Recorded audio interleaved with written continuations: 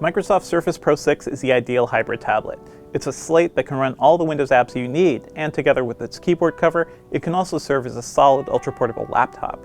But honestly, the same was true for last year's Surface Pro, a machine that was mostly a spec bump from 2015's Pro 4.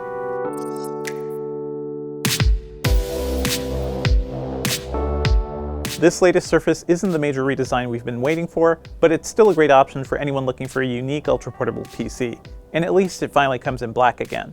There is one wrinkle for Microsoft though, the Surface Go, its great new tablet PC. Now that there's a cheaper way to get most of the Surface experience in a much smaller package, there may be less of a reason to spend extra for the Pro model. I'm not kidding when I'm saying this Surface line is in need of a redesign. The Pro 6 features the same case as the last two models, measuring 8.5mm thick and weighing 1.7 pounds. It still looks sleek and it's very sturdy, so at least Microsoft hasn't been outmatched by other modern ultra-portables. The new black option is a nice change at least, but it's really just Microsoft going back to what it did with the first two Surface Pros. Most recently, the company has been focusing on a modern gray aesthetic for most of its computers, which seems pretty approachable. The black case has a hipper and more mysterious vibe in comparison. As you'd expect, the kickstand makes a return on the Surface Pro 6. It can open up all the way down to a low studio mode, which is useful for sketching with the Surface Pen. Microsoft also added a few upgrades to keep the machine modern. It has Intel's 8th generation processors, which should make it both more powerful and more energy efficient.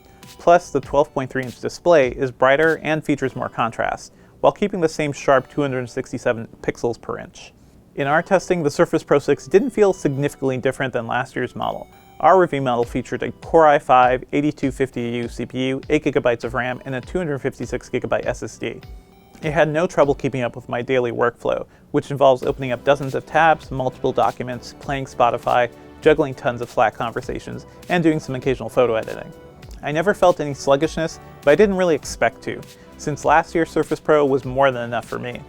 The only major performance downside, as you'd expect, is with games. The Pro 6 still relies on Intel's integrated graphics, and while it's gotten better over the years, it's not something I'd use for any modern PC games. Surprisingly enough, I didn't see a huge jump in PC Mark benchmarks, which tests overall system performance, but the Pro 6's 3D Mark scores were a bit higher than last year's. Battery life was also better, clocking in at 15 hours and 34 minutes in our rundown, compared to 13 hours and 40 minutes last year. After using it in a typical 8-hour workday, it had around 20% battery life left. As for the Surface's kickstand, it usually takes a bit of practice for newcomers. It's mostly stable on a flat surface, as you'd expect, but I had no problem balancing the computer on my lap too. There are some occasions where the hinge gets in your way though. I had a lot of trouble holding the Surface Pro steady as I was trying to get work done on a crowded subway car.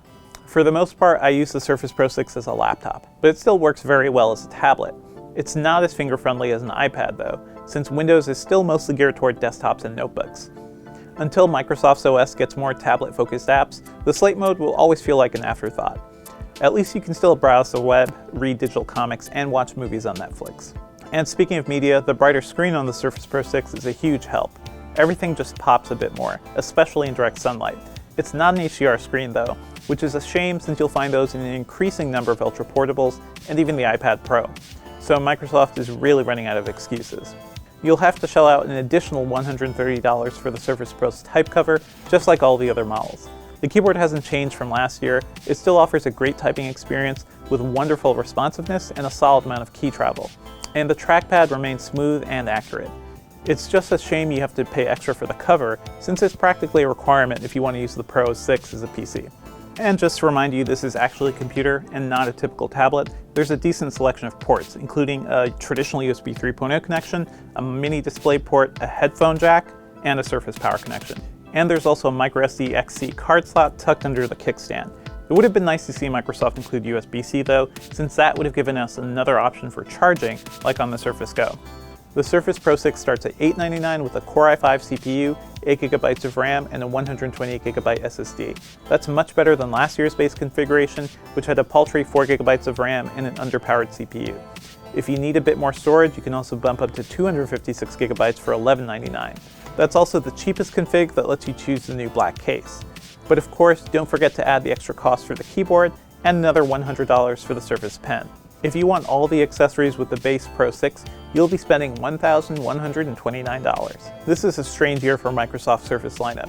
since the company just introduced the $400 Surface Go. Sure, it's significantly less powerful than the Pro 6, but I found it to be fast enough for basic productivity work.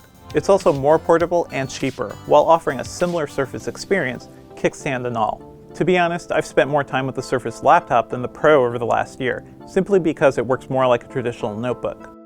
I don't need to worry about balancing a kickstand or making sure the keyboard cover stays attached properly. This is the real competition for Microsoft. Hardcore PC users will always prefer notebooks. For many folks, it might make more sense to pick up the Go as a secondary computer instead of going all in on the hybrid tablet concept with the Pro 6.